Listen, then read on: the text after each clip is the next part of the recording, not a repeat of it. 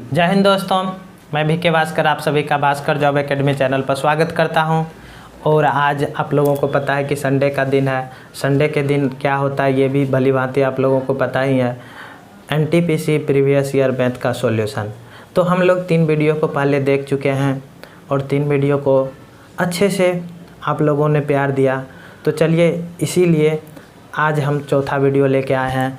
तो देखिए इस चौथे वीडियो को और उसी तरह से इस वीडियो को भी ढेर सारा प्यार दीजिए। तो चौथा वीडियो है 29 मार्च 2016 को हुए एग्ज़ाम का। तो चलिए देखते हैं। पहला क्वेश्चन आपके सामने है कि एक आयत की परिमाप 28 सेंटीमीटर है, ठीक है, 28 सेंटीमीटर है और बोला गया कि लंबाई उसकी चौड़ाई का 5/2 गुना है। तो 5/2 गुने का मतलब समझ लीजिए आपका क्वेश्चन तुरंत सोल्व हो जाएगा। 5/2 गुने का मतलब हुआ लंबाई चौड़ाई का 5/2 गुने है। तो इसका मतलब होता है इसको हम लंबाई मान सकते हैं और इसको हम चौड़ाई मान सकते हैं। अरे कैसे ये रेशियो टाइप में होता है कैसे? अब इसका बेसिक पॉइंट देखिए, क्या बोला गया कि लंबाई जो है चौड़ाई का 5/2 गुना है। का मतलब गुना होता है, ठीक है, और मल्टीप्लाई है, गुना है। तो अगर ये चौड़ाई को हम इस साइड लाएँ तो क्या होगा, डिवाइड होगा, ठीक है। तो लंबाई बटे चौड़ाई बराबर क्या होगा, 5/2 होगा। तो 5/2 तो ये हो जाता है लंबाई और ये हो जाता है चौड़ाई। अब बताइए 28 वैल्यू दिया हुआ है, अगर 5/2 में ये लंबाई हो और ये चौड़ाई हो तो बताइए परिमाप कितना होगा। फास्ट में निकाल सकते हैं, ये केवल लिखना नहीं है। 5 2 7 दूनी 14 परिमाप रेशियो में कितना होगा जी, पेरीमीटर P = रेशियो में 14 बराबर आपको कितना 28, ठीक है। तो 1 बराबर कितना 2। तो आपको क्या निकालने बोला जा रहा है कि लंबाई और चौड़ाई ज्ञात करें। तो 1 बराबर 2 तो 5 बराबर 10 और 2 बराबर कितना 4 हो गया आंसर। कहीं से कोई प्रॉब्लम नहीं होना चाहिए। चलिए अगला क्वेश्चन स्क्रीन पे लग गया है, जल्दी से फटाफट बनाइए।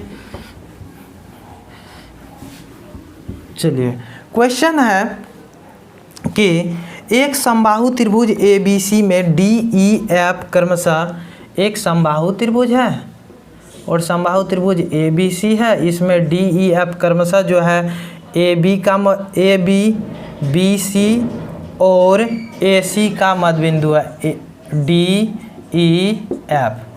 DEF AB BC और AC का मध्यबिंदु है। और बोला जा रहा है क्या आगे कि चतुर्भुज BEFD कौन सा चतुर्भुज होगा, BEFD कौन सा चतुर्भुज होगा। तो याद रखिएगा ये जो है मध्यबिंदु है, तो मध्यबिंदु यहाँ से क्या होगा, यहाँ से यहाँ तक भुजा का आधा होगा। भुजा ये AB का क्या होगा, आधा होगा। अगर ये इसको x माने, ये टोटल को अगर हम 2x माने तो ये क्या होगा, x होगा।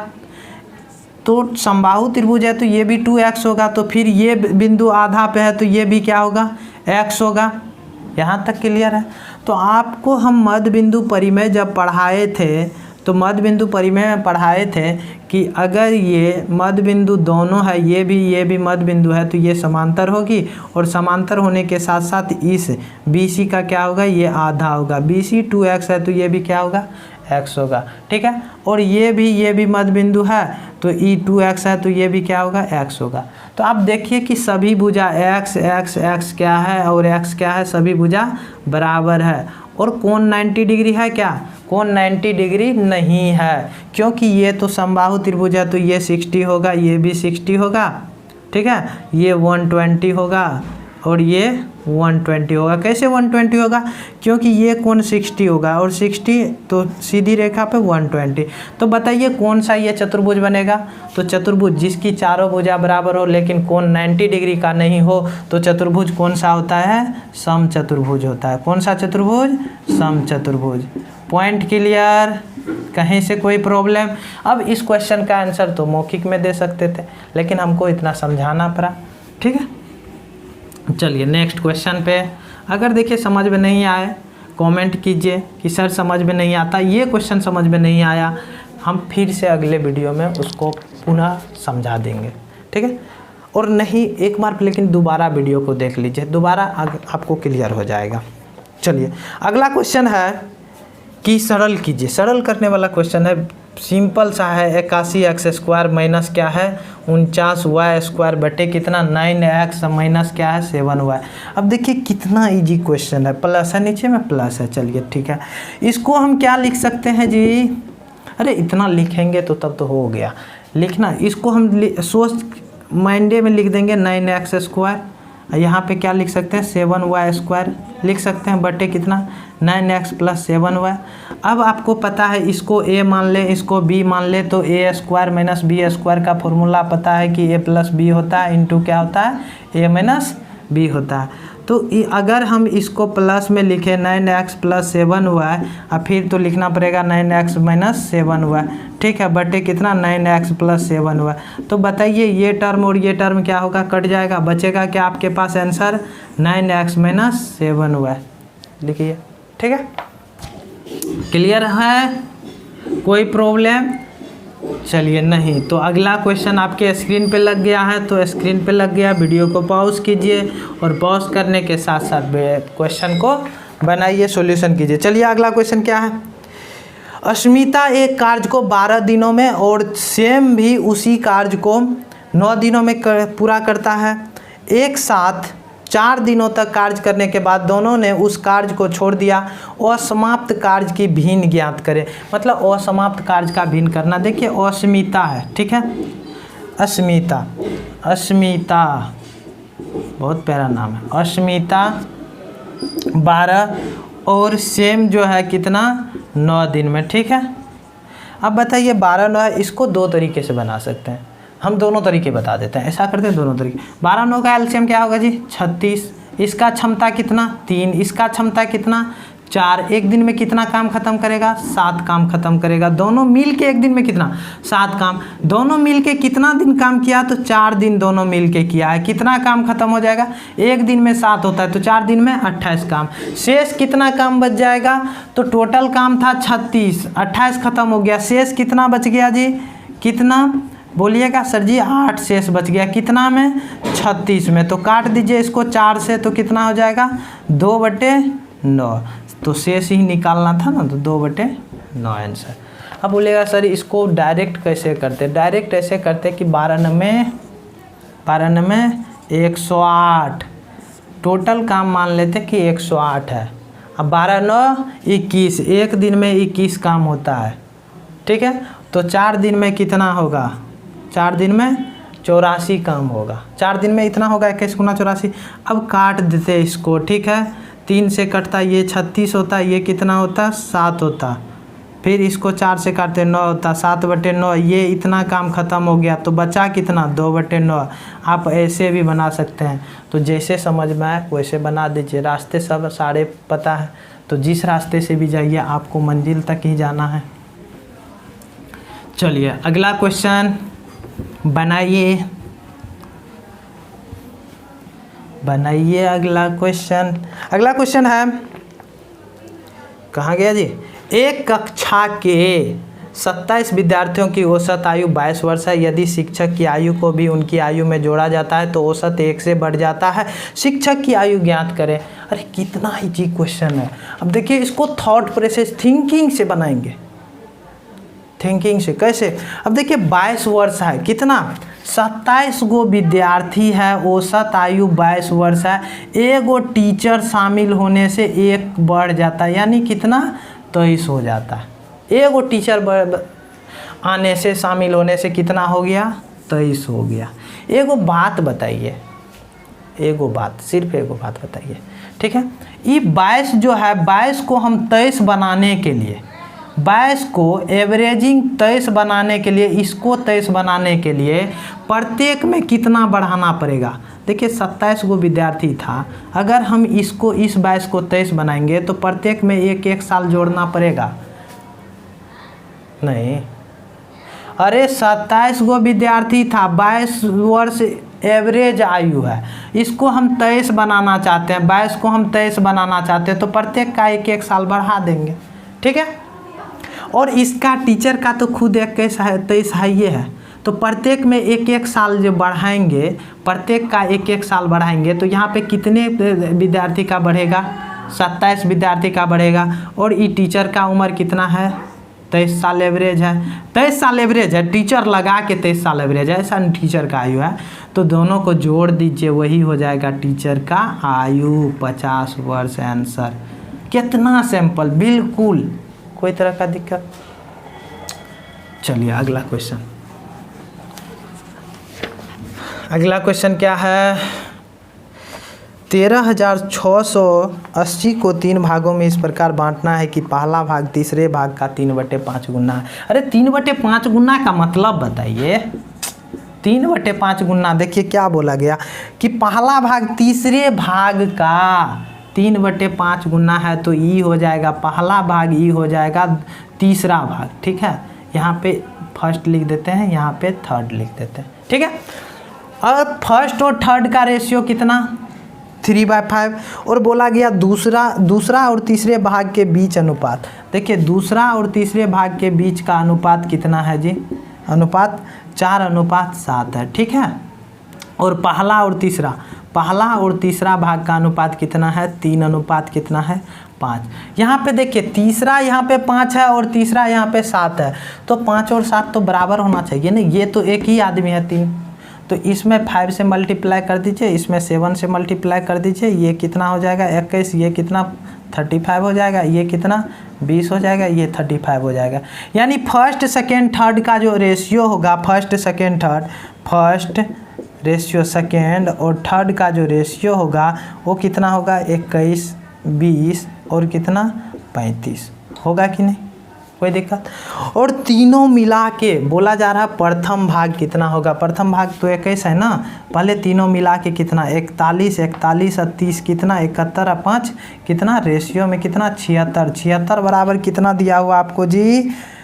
13,680 दिया हुआ है। ठीक है, तो आपको 21 का वैल्यू निकालना है, तो 21 का वैल्यू निकालिए।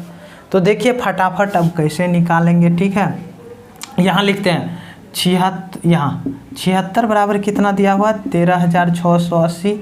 तो 21 का वैल्यू निकालना है, तो इसका मतलब 13,680 बटे कितना? 76 गुना कितना? 21। कोई तरह का दिक्कत यहाँ पे? अब चलिए इसको कटिंग करते हैं, ऑप्शन को देख लेते हैं एक बार। तो ऑप्शन पे गंदी नज़र रहना चाहिए मेरा। ठीक है, चलिए ऑप्शन आसपास कुछ है। अब इसको देखिए, अरे इसको तो बनाने का बिल्कुल आसान तरीका है। देखिए अब यहाँ पे कटिंग करेंगे तो आप ऑप्शन को देखिए। ऑप्शन में 3 गो ऑप्शन ऐसा होगा जहाँ पे 00 दिखाई देगा। इसको कटिंग करेंगे, कभी भी 00 होगा? नहीं होगा। और नहीं होगा तो सिंगल 0 वाला आंसर होगा। काट कूट दीजिए ना फटाफट से, कुछों को काट देंगे, आराम से लिखेंगे आंसर 3780।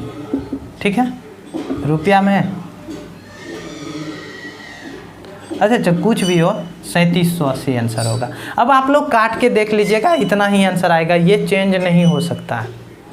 आप भी दिमाग लगा सकते हैं, यहाँ पे काटेंगे तो 00 तो आ ही नहीं सकता है जी। कितनों कुछ करेंगे तो 00 नहीं आएगा, तो आंसर कितना होना है? यही होना है। ठीक है, चलिए अगला क्वेश्चन स्क्रीन पे लग गया है, इस क्वेश्चन को बनाइए। क्वेश्चन क्या है जी? क्वेश्चन जो लगा है स्क्रीन पे, ठीक है, कितना? √50 प्लस √18 माइनस कितना? √8। आपको पता है कि 25 दूनी 50 होता है, तो 5 √2 होगा। ये कितना? 9 दूनी 18 होता है, 3 √2 होगा। 4 दूनी 8 होता है, तो ये कितना? 2 √2 होगा। अब कैसे इतना फास्ट में समझेंगे आप लोग? तो यही शिकायत कीजिएगा, सर जी इतना फास्ट में बताते हैं, कैसे समझे? अरे 50 में 25 है ना, 25 का 5 निकल गया। 18 में 9 है ना, 9 ई रूटवा से निकलेगा तो 3 निकलेगा। ये 8 में 4 भी है ना, 4 ई रूटवा से निकलेगा तो 2 होगा। ठीक है, 5 3 8 माइनस 2 कितना? 6 √2 आंसर। अब देखिए कैसे घटाइए, कास्ट सेम है सबका, घट गया इसीलिए कैलकुलेशन संभव। 6 √2। ठीक है, सी नंबर आंसर हो जाएगा। अगला क्वेश्चन देखिए, सभी चीज़ का उपयोग कीजिए, आपके पास जितना है, जो भी है दंड भेद मान सब चीज़ का उपयोग कीजिए। चलिए अगला क्वेश्चन, यदि दीवार का 1/4 भाग नीला, 1/2 भाग पीला और शेष 3 मीटर सफ़ेद है। अब देखिए 1/4 भाग नीला और 1/4 है और 1/2 है, ठीक है।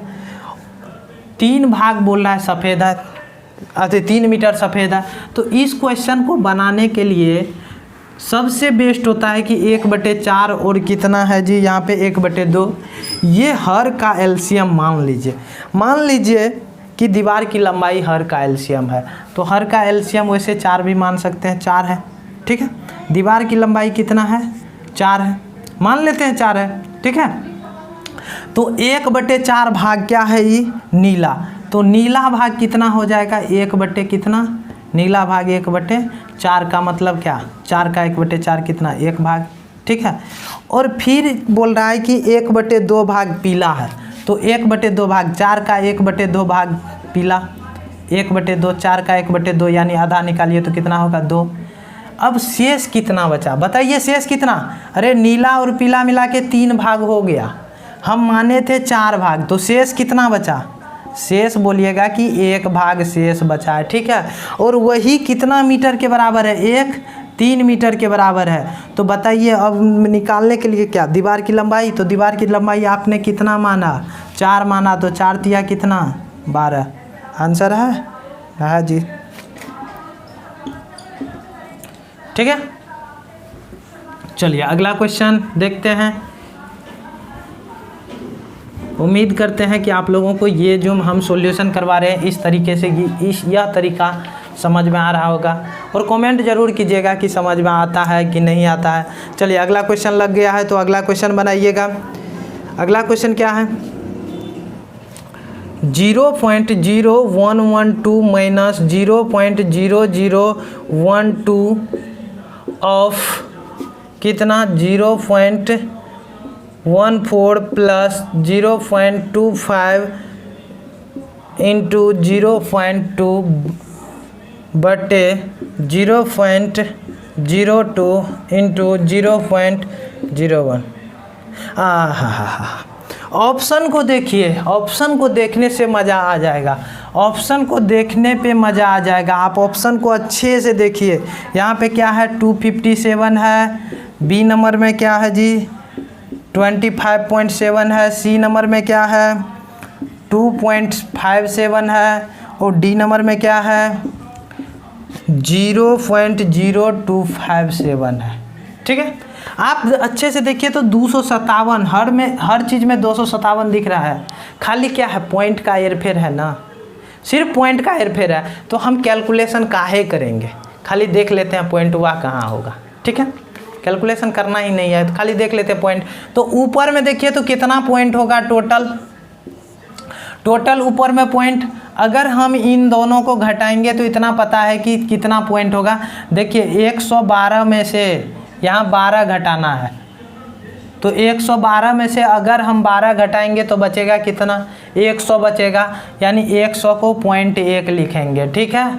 और फिर यहाँ पे कै गो पॉइंट है, देखिए अच्छे से कै गो पॉइंट है, यहाँ पे 2 गो पॉइंट, इसको कैलकुलेशन करने पर यहाँ पे 2 गो पॉइंट, ठीक है, पॉइंट के बाद 2 अंक, तो 2 अंक, इधर भी 2 अंक, 2 अगर मल्टीप्लाई करेंगे तो 4 अंक बनेगा पॉइंट के बाद, बोलिएगा जी सर 4 अंक बनेगा। और यहाँ पे कितना अंक बनेगा 3 अंक बनेगा, लेकिन जोड़ेंगे, अगर हम जोड़ेंगे तो 4 अंक बनेगा ना, जोड़ में 4 3 7 नहीं होता है, ठीक है। तो 4 अंक बनेगा, यानी ऊपर में जो टोटल अंक की संख्या होगा दशमलव के बाद वो 4 होगा ऊपर में। अब नीचे में देखिए कै गो अंक होगा जी 2 और 2, नीचे में भी कै गो अंक होगा 4 गो अंक होगा। तो भागा देंगे तो पॉइंट तो उड़िए जाएगा ना, पॉइंट उड़िए जाएगा ना, यानी पॉइंट तो बचेगा नहीं, तो पॉइंट बचेगा नहीं। तो ऐसा ऑप्शन कौन सा दिख रहा है आपको,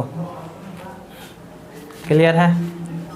विदाउट कैलकुलेशन सवाल का सॉल्यूशन, आप लोग इस सवाल को अपने तरीके से बनाइएगा, ऐसा नहीं है कि आपको ये सवाल नहीं आएगा, अपने तरीके से बनाने, आप इस क्वेश्चन को बनाइएगा अपने तरीके से, देखिएगा कैसा और कितना मज़ा आता है, ठीक है।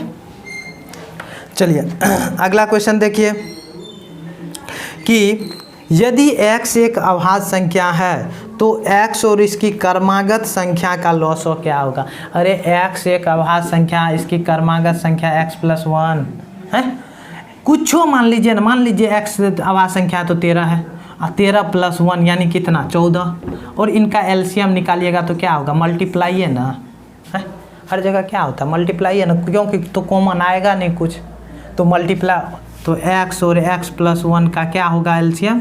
x × x+1 answer. बस देखिए ये टेक्स्ट बुक वाले का देखिए काम, देखिए इस पर भी 34 सेकेंड दे दिया टाइम, 34 सेकेंड देने लायक है टाइम है। चलिए अगला क्वेश्चन फिर भी देखते हैं। देखिए अगला क्वेश्चन है, अंकित मूल्य पर 20% छूट देने के बाद किशोर को 12% का लाभ होता है, क्रय मूल्य के ऊपर अंकित मूल्य का प्रतिशत ज्ञात करें।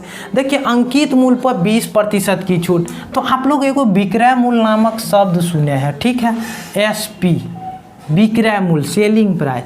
तो एसपी बराबर अगर हम एसपी करें, एक बार अंकित मूल्य से निकालते हैं कि एसपी कितना होगा, एक बार क्रय मूल्य से निकालते हैं एसपी कितना होगा। अंकित मूल्य में देखिए, अंकित मूल्य में क्या किया? 20% का छूट दिया। 20% का छूट का मतलब क्या हुआ? 80/100, यही होगा ना जी। और फिर क्रय मूल्य पे उसको 12% का लाभ हुआ, छूट देने के बाद कितना? क्रय मूल्य पे कितना? 12% का लाभ हुआ छूट देने के बाद भी। लाभ किस पे होता है? क्रय मूल्य पे ना, तो यहाँ पे लिखते हैं क्रय मूल्य, ठीक है। क्रय मूल्य पे 12% का लाभ मतलब क्या? 112/100। अरे ई भी विक्रय मूल्य है, ई भी क्या है? विक्रय मूल्य है ना, तो दोनों क्या होगा? इक्वल होगा। आप लोग को थ्योरी बनाना सिखा रहे हैं, ठीक है। ये 100 कट गया, तो बताइए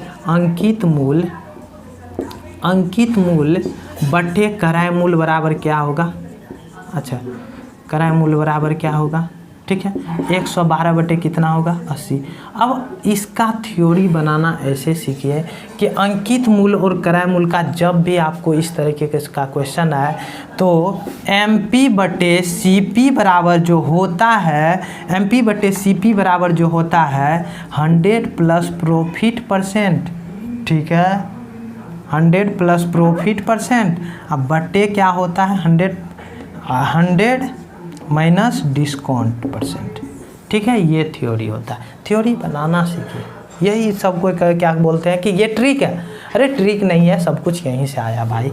अब इसको परसेंटेज में देखिए कितना बोल रहा है कि मतलब अंकित मूल्य जो है क्रय मूल्य से कितना अधिक है, वही ना। अंकित मूल्य के ऊपर क्रय मूल्य के ऊपर अंकित मूल्य का प्रतिशत ज्ञात करें, यानी अंकित मूल्य कितना अधिक है, सिंपल सा बात वही हुआ। तो बताइएगा जी कितना ही अधिक है, कितना अधिक है? 32 अधिक है, ठीक है। 32 कितना में? 80 में, गुना कर दीजिए 100 से, ठीक है। 20 चौके 80, 20 पंचे 100, 4 अठे 32, यानी कितना अधिक है? 40% अधिक है। अंकित मूल्य क्या है? क्रय मूल्य से 40% अधिक है। हो गया, बिल्कुल क्लियर, कहीं कोई प्रॉब्लम नहीं। अब देखिए इसको मौखिक बना सकते थे, अगर आपका थ्योरी क्लियर था तो मौखिक बना सकते थे। 112 होता, 12% लाभ मतलब 112, और 20% डिस्काउंट मतलब कितना? 80। तो 112 32 ज़्यादा था, बटे तुरंत 80 करते, फटाफट हो जाता। तो चलिए इतना नहीं सोचना है, अगले क्वेश्चन की तरफ चलना है। अगला क्वेश्चन देखिए, वाह कितना मजा है। एक धातु में सोने और चांदी के भार का अनुपात कितना है? सोना और चांदी का 17 और 3 है। यदि धातु में चांदी का भार रेशियो में 3 है, 2.7 है, तो धातु में सोने का भार 9 तिया 3 9 27, 17 9 153.1 डिजिट के पहले आंसर हो गया। चलिए क्लियर। अगला क्वेश्चन क्या है? ध्यान दीजिएगा। अगला क्वेश्चन थोड़ा आलेख से है। देखिए आलेख में क्या बोला जा रहा है कि प्रत्येक वर्ष चावल उत्पादन को नीचे दिए गए तालिका में दर्शाया गया। बुक में बोल रहा है नीचे दिए गए, हम बोल रहे हैं कि बगल में दिए गए तालिका में दर्शाया गया, ठीक है। ध्यानपूर्वक उसको देखिए और प्रश्नों का उत्तर दीजिए। तो आप लोग देखिए ध्यानपूर्वक। पहला है कि 2009 में वर्ष 2005 की तुलना में कितने प्रतिशत उत्पादन में वृद्धि हुई? तो देखिए 2009 में कितना हुआ, 495 हुआ 2009 में, ठीक है। 2005 में कितना हुआ है जी, 325 हुआ है। कितना ज़्यादा हुआ है, तो 170 ज़्यादा हुआ। 170 तुलना किससे करना है जी, ध्यान दीजिए। 2009 में 2005 की तुलना में कितने प्रतिशत का वृद्धि हुआ, तो तुलना इससे करना है ना, 325 से करना है। तो बटे कीजिए 325 गुना कीजिए कितना से, 100 से। अब इसका आंसर देखिए फटाफट कैसे देना है, बताएं, बता दें फटाफट कैसे देना है। ऑप्शन पे गंदा नज़र डालिए, ऑप्शन पे गंदा नज़र डालिए आप लोग। देखिए ये जो ऊपर वाला अंश है, अंश जो है अंश, ये हर से देखिए आधे से ज़्यादा है। अरे यहाँ पे होगा तो 162.5 होगा, इसका आधा। तो ये 170 क्या है, आधे से ज़्यादा वैल्यू है, और आधे से ज़्यादा वैल्यू है तो इसका मतलब आंसर जो होगा 50% प्लस वाला ही आंसर होगा। तो दीजिए ना, ऑप्शन होगा 52.3%। और सारा ऑप्शन देखिए अच्छे से देखिए, सारा ऑप्शन क्या किया, वो 50 से कम में दे दिया। इतना बुर्बक हम लोग थोड़े हैं, हम लोग को सिलेक्शन लेना है, तो तेज है ना जी। चलिए अगला क्वेश्चन। अरे नहीं आपको विश्वास हो तो उसको काट लीजिएगा, पूरा जो भी चीज़ हो, चाकू छुरा जो भी चीज़ हो उससे काट दीजिएगा। आप लोग पेन का यूज कीजिएगा, ठीक है। बोला जा रहा वर्ष 2005 से 2009 के अंतराल में चावल का औसत उत्पादन क्या था। अब हमको औसत उत्पादन निकालना है, तो चलिए औसत उत्पादन 325 है, यहाँ पे 438 है, 438, 429, 258, 495। अब देखिए औसत उत्पादन निकालना, औसत उत्पादन थोड़ा निकालने के लिए यहाँ पे प्रॉब्लम होगा, लेकिन हम प्रॉब्लम को भी थोड़ा सा चाहेंगे कि कम करें। तो इस बार कोई आसपास का वैल्यू नहीं दिया हुआ है, इसलिए कम नहीं कर पाएंगे। तो क्या कीजिएगा, जोड़िए दीजिए, उपाय ही नहीं है। देखिए 8 5 13 9, 8 5 13 9 22, 8 30 5 35। इकाई अंक कितना आया, 5 आया है। चलिए ठीक है, 1 2 5 आया। क्या कीजिएगा, नीचे में भी क्या होगा, नीचे 5 को संख्या है तो 5 होगा। तो आंसर जो है 8 और 2 वाला होगा नहीं, आंसर होगा बी या सी। देखते हैं क्या होगा, बी होगा कि सी होगा, अभी भी कंफर्म नहीं है। ये कितना हुआ, 13 13 26 और 9 कितना 35।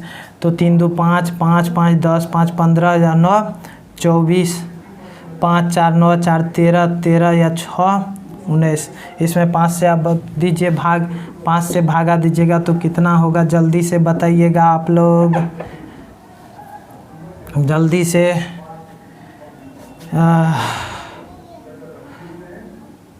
तो 5 से भागा दीजिए, 3 5 15, 4 4 3 8 40, इतना ही निकालना है। 389 लिख देंगे फटाफट, ठीक है। Clear answer. चलिए इसमें कुछ मतलब एक्स्ट्रा नहीं था बताने के लिए, इसलिए नहीं बताया। अगर आप लोगों को कुछ इसमें एक्स्ट्रा लगता है तो कमेंट कर दीजिएगा कि सर इस तरीके से शॉर्टकट में बन सकता था। चलिए अगला क्वेश्चन। इसी में वर्ष 2007 की तुलना में वर्ष 2008 में उत्पादन में कितनी कमी आई। देखिए 7 में क्या है जी, 7 में 429 है, ये 7 का उत्पादन है, ये 8 का उत्पादन है। कितना कमी हुआ है, कितना कमी हुआ है, अच्छे से देखिए। कमी कितना, एक, यहाँ पे कितना 17, यानी 171 का कमी हुआ है। कितना 429 की तुलना में, 7 की तुलना में न बोला जा रहा है, ठीक है। और अब इसको क्या करेंगे, 100 से गुना कर देंगे, ठीक है। अब इसमें देखिए इसका वैल्यू तो पूरा कटने वाला है नहीं, अगर नहीं कटने वाला है तो पूरा पूरी आएगा नहीं आंसर। तो इसका वैल्यू जो होगा अप्रोक्सीमेट होगा, यानी लगभग में होगा। तो ऑप्शन को जैसे देखिएगा तो ये जो ऑप्शन है ये, ठीक है, इसको हम मान ले, इसको और इसको देखिएगा अच्छे से, ये आधे से बहुत कम है, आधे से बहुत कम है। आप अच्छे से देखिए ये आधे से बहुत कम है। तो 2 ऑप्शन तो आपको ऐसे ही कट गया, 51% और 67% आंसर होगा नहीं। चलिए 40 और 45 में दिमाग लगाते हैं। तो 40 और 45 में दिमाग लगाते हैं तो 420 का 40% कितना होगा जी? तो 420 का 40% होगा, 420 का 40% 168 होगा। तो 429 का 40% 171 के आसपास जा सकता है। अरे 420 का 40% कैसे निकाले? देखिए 10% 42 होगा, तो 40% 4 से गुना कर दिए, फटाफट कर दिए, ठीक है। 168 यानी ये 40% के बराबर है, ठीक है। क्लियर? देखिए कहीं ना कहीं तो टेक्निक कुछ छोड़ता ही है कैलकुलेशन में, ठीक है। चलिए अब अगले क्वेश्चन की तरफ ध्यान देते हैं। अगला क्वेश्चन है महानुभाव आप लोगों के सामने कि अजहर एक यात्रा को 10 घंटों में पूर्ण करता है। वह यात्रा का प्रथम आधा भाग 21 किलोमीटर प्रति घंटा से और शेष 24 किलोमीटर प्रति घंटा की गति से पूरा करता है, तो किलोमीटर में दूरी ज्ञात करें। आप लोगों को पता है आधा भाग मतलब कुछ किलोमीटर और आधा भाग कुछ किलोमीटर की गति से चलता है, तो वहाँ पे औसत चाल निकाल लीजिए। तो एवरेज चाल का जो फॉर्मूला होता है, एवरेज स्पीड इक्वल टू होता है 2xy बटे x प्लस वाई। ये क्या है? एक्स वाई क्या है? ये आपको स्पीड है, अलग अलग जो स्पीड दिया रहता है, आधा भाग में इतना स्पीड, आधा भाग में इतना स्पीड। तो एवरेज चाल गुना समय निकाल दे देंगे तो दूरी निकल जाएगा, सिंपल सा। तो एवरेज चाल 2 गुना x कितना है? 21 और y 24। 21 और 24 को जोड़ेंगे 45 होगा, गुना कितना? 10। क्लियर? अब काटिए, ठीक है। कितना से कटेगा? 5 से काट देते हैं, 9 होगा। यहाँ पे कितना? 2 होगा। इसको काटिए, 3 से 7 होगा, ये 8 होगा, 9 कैंसिल। 7 दूनी 14, 8 112 दूनी 224 किलोमीटर आंसर, ठीक है। उम्मीद करते हैं ये थ्योरी नोट कर लीजिएगा आप लोग। चलिए अगला क्वेश्चन लग गया होगा स्क्रीन पे, जल्दी से फटाफट बनाइए। क्या है अगला क्वेश्चन? एक कैंप में 180 विद्यार्थियों को 20 दिनों के लिए भोजन सामग्री प्राप्त होती है। यदि भोजन सामग्री 25 दिनों के लिए रखनी हो तो कितने विद्यार्थी? देखिए 20 दिनों के लिए, 20 दिनों में ख़त्म करना है तो 180 विद्यार्थी ज़रूरी पड़ता है। 20 दिन में ख़त्म करना है तो 180 विद्यार्थी ज़रूरी पड़ता है। बताइए एक के दिन में ख़त्म कर देना चाहते हैं उस सारे सामग्री को एक के दिन में, तो विद्यार्थी ज़्यादा होगा कि कम होगा? 20 दिन में कोई 180 विद्यार्थी खत्म करता है, हम चाहते हैं कि एक के दिन में ख़त्म हो जाए, विद्यार्थी ज़्यादा कि कम? तो आप बोलिएगा सर जी विद्यार्थी ज़्यादा मतलब मल्टीप्लाई, ठीक है। एक नियम पढ़े होंगे आप लोग। तो 25 दिन में अब ख़त्म करना है तो 180 गुना 20 बटे कितना जी? 25 बटे कितना?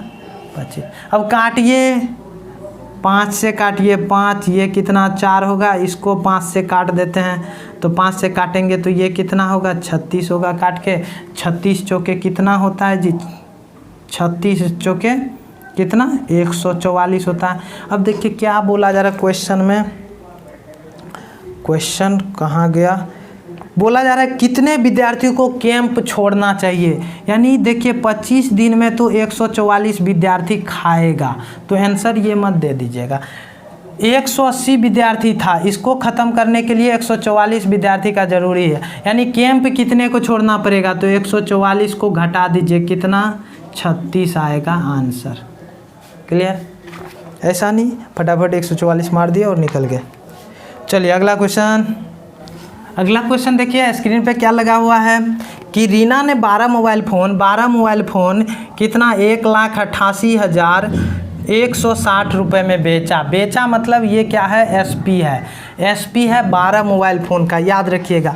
जिनकी लागत मूल यानी सीपी एक फ़ोन का कितना है? 14,056 रुपये है। तो बताइए सीपी जो होगा वो 12 फ़ोन का कितना होगा? सीपी 12 फ़ोन का कितना होगा? तो 12 से मल्टीप्लाई कर दीजिए। तो 12 से जब मल्टीप्लाई कीजिएगा तो 12 छक्के 72, 12 पंचे 60 और 7 67, फिर 12 चौके 48 और 12 का 12 4 16,000 1,68,672 होगा। अब देखिए 1,68,000 CP था, इतना SP हुआ, तो फ़ायदा कितना, तो फ़ायदा कितना, इतना में बेचे इतना में खरीदे थे, तो घटा दीजिए इसमें से किसको घटाइएगा, 1,68,672 को घटाइए। तो देखिए घटा के क्या होगा, 8 इकाई अंक 8 2 गो का है, ठीक है। तो फिर और घटा दीजिए, ठीक है, घटाइए फटाफट। 8 होगा, यहाँ पे घटा के कितना होगा, 15 में से 7 गया 8, डबल 8 ए नंबर ऑप्शन, ठीक है। घटा लीजिएगा, पूरा घटाना जरूरी है, वहाँ सॉल्यूशन लिखना जरूरी है जी, नहीं ना। चलिए अगला क्वेश्चन पे चलते हैं।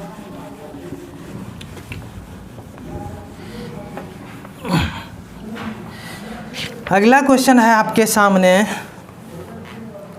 हाँ ये क्वेश्चन ट्रिगो से है। देखिए ट्रिगो में क्या बोला गया है कि sine square 30 degree into cos square 45 degree plus 4 ten square 30 degree plus half sine square 90 degree.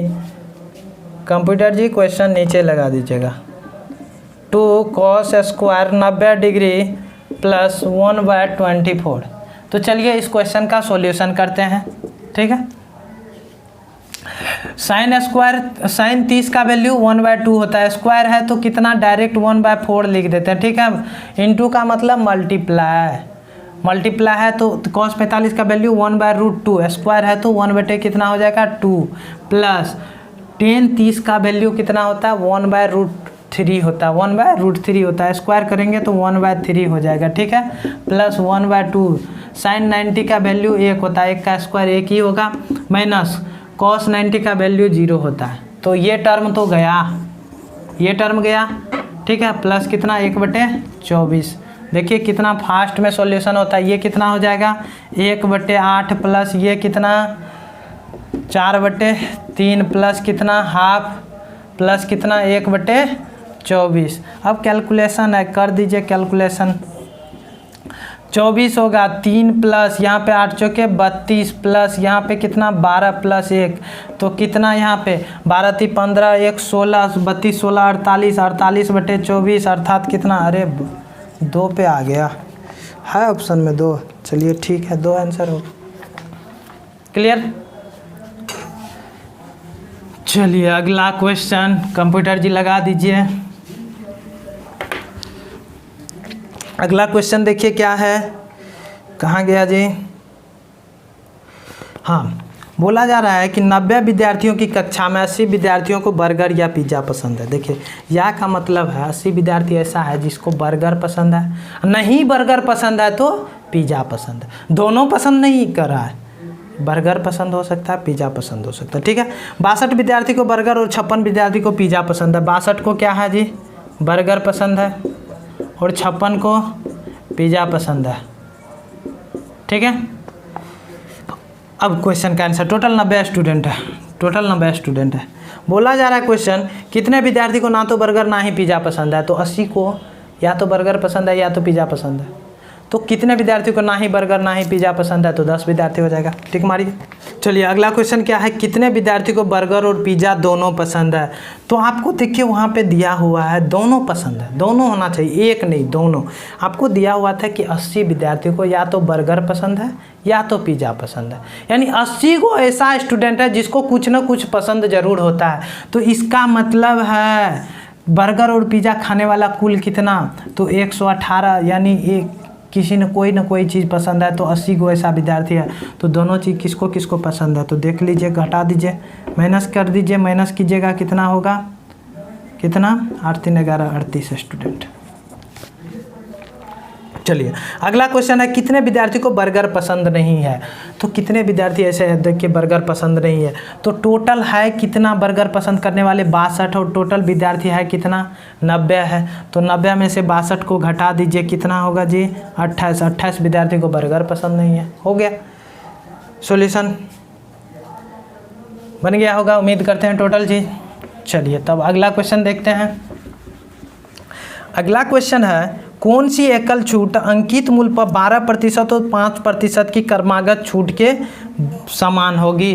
अब देखिए 12% 5%, इसको मौखिक जवाब दे सकते हैं। 12 पंचे 60, 12 5 17, 17 में से 0.60 घटाएंगे यानी 16.40 होगा, यानी 16.40% होगा। एकल छूट जब निकालने के लिए बोला जाए तो आपको पता है कि एक्स वाई फॉर्मूला होता है। X plus Y minus X Y बटे क्या होता है?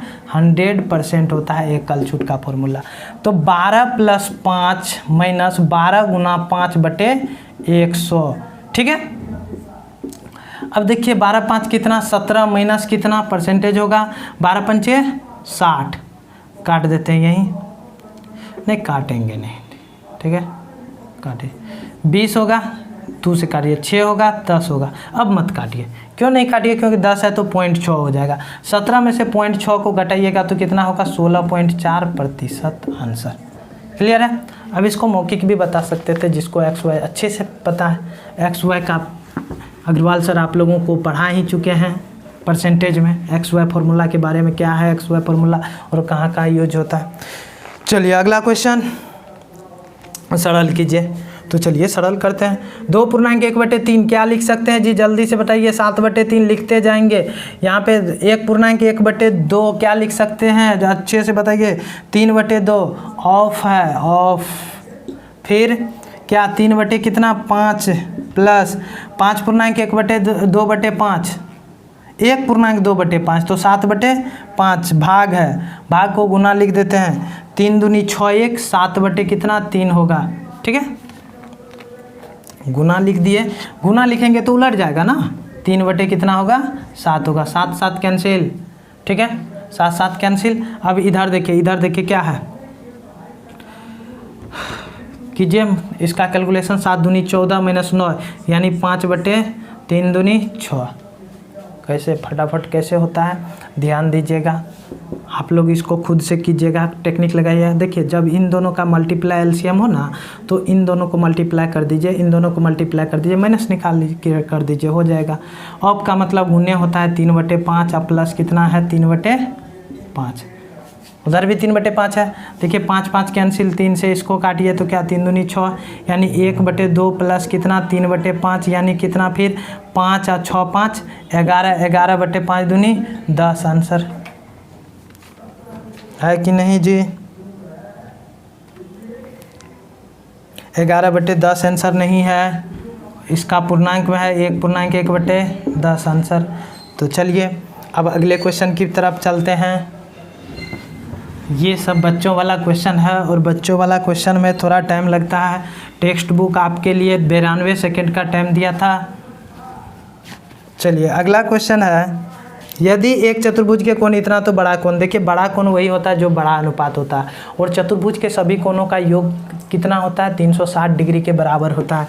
तो कितना? 3 5 9 और 13 सबको जोड़िए तो 13 9 24, 13 9 24 22 होता है। 22 8 कितना? 30 यानी रेशियो 30 इक्वल टू कितना डिग्री? 360 डिग्री। तो बताइए एक का वैल्यू कितना? 30 से इसको काटिएगा तो कितना होगा? 0 से 0 12 डिग्री। तो निकालना किसका है? सबसे बड़ा कोण, सबसे बड़ा रेशियो, सबसे बड़ा कोण, सबसे बड़ा रेशियो। तो 13 बढ़े कितना होता है? 156 डिग्री आंसर। क्लियर? तो चलिए अब क्लियर है तो अगले क्वेश्चन पे फिर चलते हैं। आज लगता है काफ़ी क्वेश्चन हो गया जी, रीजनिंग तो हम नहीं उठा लिए क्योंकि बहुत क्वेश्चन पढ़ा रहे हैं। चलिए अगला क्वेश्चन क्या है? ओ स्लो आज चल रहा है, काफ़ी मतलब स्लो चल रहा है, इसलिए ऐसा हो रहा है। ऐसे ही मज़े लेके पढ़ना चाहिए। अगला क्वेश्चन है, यदि 5 कारों का क्रय मूल्य 4 कारों के विक्रय मूल्य के समान है। देखिए इस क्वेश्चन को आप मौखिक बना सकते हैं। 5 कारों का क्रय मूल्य, 5 कारों का क्रय मूल्य यानी 5 CP बराबर 4 SP यानी 4 के विक्रय मूल्य के बराबर है। तो CP बटे SP बराबर क्या होगा? 4/5 यानी CP कितना? 4, SP कितना? 5। तो फायदा कितना? 1 का। तो जानते हैं 1 का फायदा कितना पे? 4 पे गुना 100 कितना परसेंट? 25%। क्या चीज़ हुआ है? प्रॉफिट हुआ है। हो गया आंसर, समझे? ठीक है।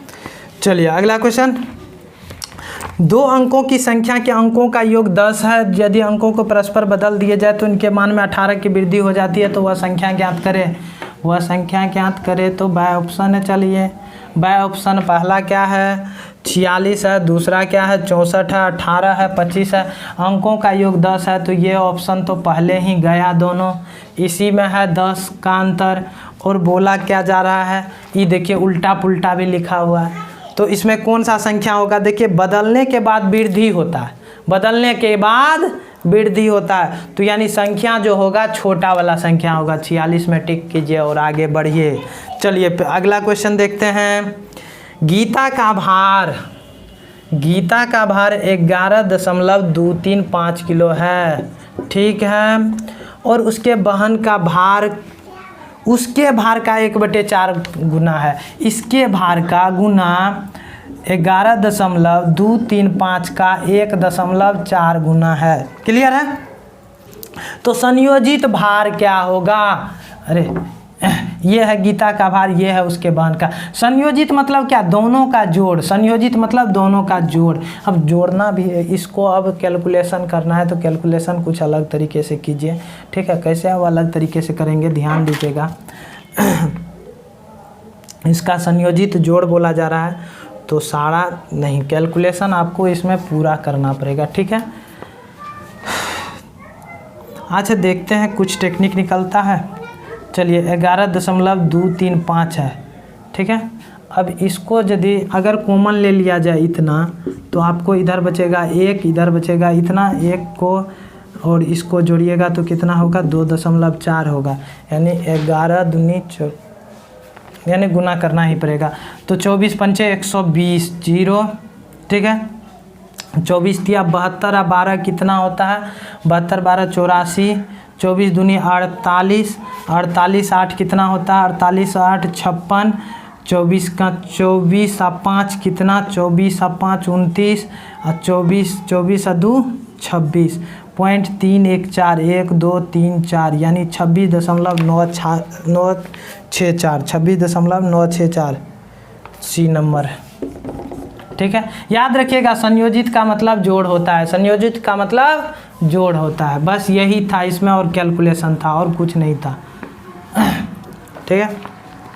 इसलिए 93 सेकेंड टाइम दे दिया। चलिए अगला क्वेश्चन देखते हैं। अगला क्वेश्चन दिख जा। चलिए यहाँ पे हाँ 5 नंबर 15 और 14 के वर्गों के योग में जोड़ी जाने वाली सबसे छोटी संख्या कौन सी होनी चाहिए ताकि प्राप्त होने वाली संख्या एक पूर्ण वर्ग संख्या हो? 15 का वर्ग और 14 का वर्ग में जोड़ने पर, ठीक है, क्या जोड़ेंगे कि वो भी पूर्ण वर्ग होगा? तो x लिखने का ज़रूरी नहीं है, ये अपने आपको याद होना चाहिए कि कितना जोड़ा जाएगा। 15 का वर्ग 225, 14 का वर्ग 196, दोनों को जोड़ेंगे कितना होगा? अब जोड़ तो मुश्किल है लेकिन देखिए कितना आसान है। 200 जोड़ दीजिए, ये इसको 200 मान लीजिए, 200 जोड़िए तो कितना होगा? 425 होगा, लेकिन 4 ज़्यादा जोड़ दिए हैं, इसका मतलब 421 होगा। आपको पता है कि 421 के आसपास जो होता है अगली वर्ग संख्या पूर्ण वर्ग जो होता है वो क्या होता है? 441। 20 का 400, 21 का 441। क्या जोड़ेंगे कि 441 पूर जाएगा? तो आप बोलिएगा सर जी 20 जोड़ेंगे, तो यही तो बोला जा रहा था। अगर बोलता क्या घटाया जाए तो क्या घटाया जाए? तो यानी इसके आसपास 400 होता है कम में, तो 21 घटाया जाए, 20 जोड़ा जाए, जो पूछे आंसर दिया जाए। चलिए अगला है प्रथम 6 अभाज्य संख्याओं का माध्य क्या होगा? तो प्रथम 6 अभाज्य संख्याओं का माध्य, अब प्रथम 6 अभाज्य संख्या है कौन कौन जी? 2 है, 3 है, 5 है, 7 है, 9 है, नहीं है, 11 है। तो प्रथम 6 अभाज्य संख्या, 11 के बाद 13 भी है। अब इन सब का क्या निकालना? हमें माध्य निकालना है। तो 13 7 20, 20 5 3 8 2 10, 20 10 30, 11 कितना? 41, 41/6, 41/6 सी नंबर आंसर। हम सोचे पॉइंट में होगा इसलिए बराबर लिख दिया आगे। कोई दिक्कत? चलिए नहीं। चलिए आज के क्लास का यानी NTPC previous year math solution, date है 29 मार्च 2016 के क्लास का लास्ट क्वेश्चन और इस पेपर का शुरुआती क्वेश्चन देखिए, क्योंकि आज लास्ट से हम सॉल्यूशन कर रहे थे। क्या है क्वेश्चन? एक टेलीफोन केंद्र पर 3 phone 20 second, 24 second, 30 second, 20 second, 24 second और 30 सेकेंड पर के अंतराल में बजते हैं। वे एक साथ 11:25 पूर्वाह्न पर बजता है, अगली बार एक साथ का। हम इस क्वेश्चन को पिछले भी क्लास में बता चुके हैं, वीडियो में बता चुके हैं। इस टाइप का क्वेश्चन है तो आप एलसीएम ले लीजिए। तो एलसीएम निकालने का क्या तरीका, इसमें सारे में ऑप्शन देखिए अच्छे से। कॉमन क्या आ रहा है जी? कॉमन क्या आ रहा है? तो आप अच्छे से देखिएगा, कॉमन इसमें जो आ रहा है वो 4 आ रहा है। 4 कॉमन आ रहा है तो यहाँ पे क्या होगा? 5 होगा, यहाँ पे क्या होगा? 6 होगा, यहाँ पे क्या होगा? यहाँ पे 4 आ रहा है तो 4 का 2 है, यहाँ पे कितना होगा? 15 होगा। ठीक है, क्योंकि 4 में 2 है इसीलिए इसको करना पड़ेगा कैलकुलेशन। अब 3 लीजिए, 3 लीजिए, ठीक है। 3 का 5 आ जाएगा, ये कितना हो जाएगा? 2 होगा, ये कितना होगा? 5 होगा। अब 5 ले लीजिए, ठीक है। 5 लेंगे तो 1 2 1 कितना? 5 दूनी 10, 10 या 30, 30 चौके 120, 120 सेकेंड यानी कितना?